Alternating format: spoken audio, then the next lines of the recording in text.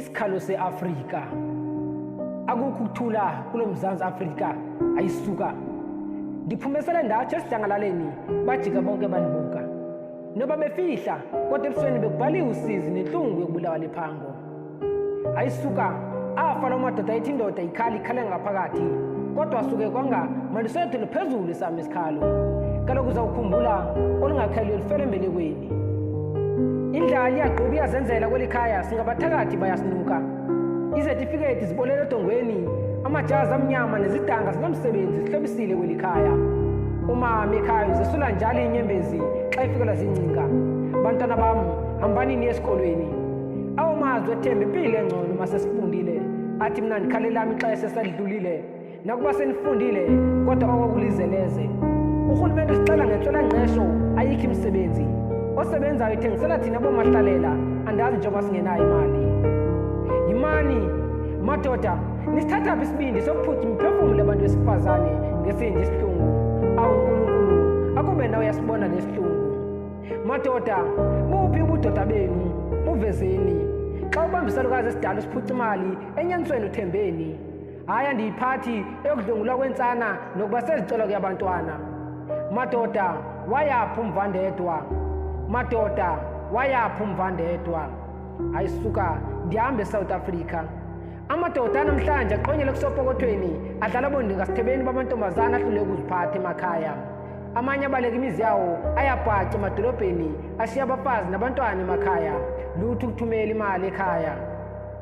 The freedom we claim to have seems taking our country in misery because this freedom we misuse and no one to say no.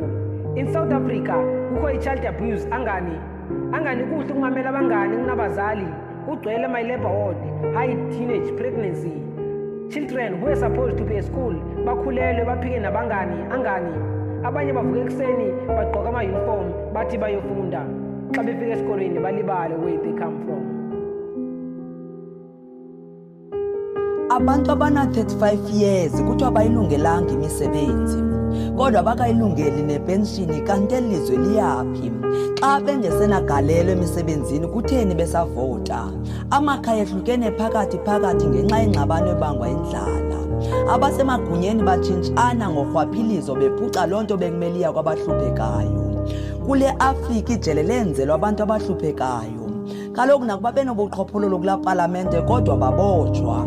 Abanye bathi bezobotshwa bathembisa abantu izulu nomhlaba kuba befuna babalwele. Ngenxa yokuva iphango abantu basukume babalwele. Mhlawumbi ongendawo sele ithathele kuyi Afrika. Kukhona abantu abadala abacelwa amavoti. Kodwa abantu ababacela amavoti bathi bakuba sepalamente babalibale. Behlise ngomlenze loo nto bekumele iya kubo. Iinyembezi zethu sezaba lilize. Sithi xa sikhala kuthunyele kuthi amajoni namapolisa. Mhlambe basithulisa ngezabhamu. Kukhona abantu ababesebenza emagoli abatshonelwa zimali zabo. Bathenjiswa kodwa dololo azaphuma. Sesaba lichamu lokuxhatshazwa ngabemi bangaphandle. Kaloku ngabona basinika imisebenzi kodwa basirholisa ipeni.